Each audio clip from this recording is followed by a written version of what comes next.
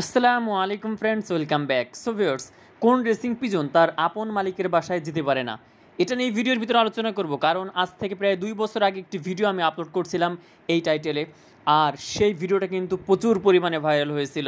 So এখন যারা আপনারা নতুন সাবস্ক্রাইব করে আমাদের চ্যানেলের মধ্যে আছেন, আপনাদের জানানোর জন্য এই বিষয়টা শেয়ার করব। যারা রেসিং পিজন লালন পালন করছেন তাদের জন্য এই ভিডিওর ভিতরে এই টপিকটা নিয়ে ডিটেলস আলোচনা করার চেষ্টা করব। আপনারা ধৈর্য সহকারে ভিডিওটা সম্পূর্ণ শেষ করবেন। লোকেশন চেনানো রেসিং পিজন এরপরেও তার আপন মালিকের বাসায় ফিরতে পারে না, এই বিষয়টা কিন্তু আমাদের জানা থাকা খুবই জরুরি ভিউয়ার্স। এর আগে যে ভিডিওটা আমি আপলোড করছিলাম যে কোন রেসিং পিজন তার আপন মালিকের বাসায় ফিরতে পারে না, সেই ভিডিওর ভিউ হয়েছে 1,74,000। এটা আমার জন্য অনেক বড় একটা পাওয়া। রেসিং পিজন নিয়ে আমাদের ভুল ধারণা রয়েছে, যার কারণে আমাদের কবুতরগুলো হারিয়ে যায়। আমরা লোকেশন চিনাই 10-15 দিন, এরপরে কবুতর 50 কিলো থেকে আমরা ছেড়ে দিই, 20 কিলো থেকে ছেড়ে দিই, 100 কিলো থেকে ছেড়ে দিই। এটা ভুলেও করা যাবে না, এটা একটা আমাদের ভুল ধারণা। আমরা মনে করি যে কবুতরকে লোকেশন চিনালেই হয়তো বা কবুতর 100-200 কিলোমিটার দূর থেকে বাসায় ব্যাক করবে। এটা সম্ভব নয়, এটা পসিবল নয়।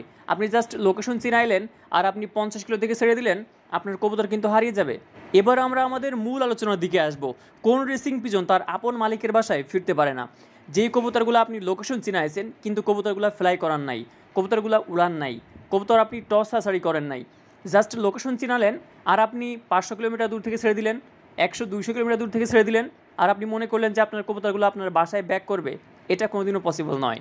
হয়তো বা 10টা কবুতরের মধ্যে থেকে একটা কবুতর অথবা 2টা কবুতর বাসায় ব্যাক করলেও করতে পারে, অধিকাংশ কবুতর কিন্তু হারিয়ে যাবে। আমি যদি একটা উদাহরণ দিই তাহলে বিষয়টা আরও ক্লিয়ার হয়ে যাবে। আপনি 2 কিলোমিটার হাঁটতে পারেন না, আপনার অভ্যাস নাই। এখন আপনাকে যদি 5 কিলো থেকে ছাড়া হয় আর বলা হয় যে আপনি দৌড়িয়ে আপনার গন্তব্যে ফিরে যাবেন, তাহলে আপনার জন্য বিষয়টা কতটা কষ্টদায়ক হবে নিশ্চয়ই বুঝতে পারছেন। হয়তো আপনি আপনার বাড়িতে ফিরতে পারবেন, 5 কিলোমিটার আপনি দৌড় দিতে পারবেন, আপনি পৌঁছাইতে পারবেন, কিন্তু অবস্থাটা আপনার ভয়াবহ হয়ে যাবে, কারণ আপনার অভ্যাস নাই। রেসিং পিজনের বিষয়টাও সেম। কবুতরকে আপনি উড়ালেন না কোনো দিনও, আর আপনি যদি এখন কবুতর নিয়ে একবারে 50 কিলোতে চলে যান, তাহলে বিষয়টা কেমন হয় বলেন? কবুতর আগে আপনাকে উড়াইতে হবে দীর্ঘদিন। আপনি অন্তত পক্ষে 25 থেকে 30 দিন কবুতর ফ্লাই করাবেন।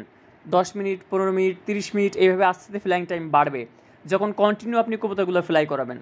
এরপরে আপনাকে 1 kilo, 2 kilo, 5 kilo, 7 kilo, 10 kilo, 15 kilo এইভাবে যাইতে হবে। আপনি একবারে 50 কিলো কেন যাবেন? আপনি যখন 50 কিলোতে কবুতর ছাড়বেন, যত ভালো লাইনের কবুতর হোক না কেন, যত উচ্চ বংশের কবুতরই হোক না কেন, কবুতর কিন্তু হারিয়ে যাবে। এই রেসিং পিজন বাসায় ব্যাক করবে না। এখন আমাদের যেটা করণীয় সেটা হচ্ছে আমাদের ধৈর্য ধারণ করে কবুতরকে প্রশিক্ষণ দিতে হবে। প্রথমে আপনি লোকেশন চিনাবেন ভালোভাবে 10-15 দিন, এরপরে আপনি কবুতর উড়াবেন, এরপরে আপনি 1 কিলো 2 কিলো থেকে কবুতর আস্তে আস্তে ছাড়বেন। সো এটা লেন্দি একটা প্রসেস, হঠাৎ করে হবে না ভিউয়ার্স। সো ভিউয়ার্স, আজকে এ পর্যন্ত। আসসালামু আলাইকুম।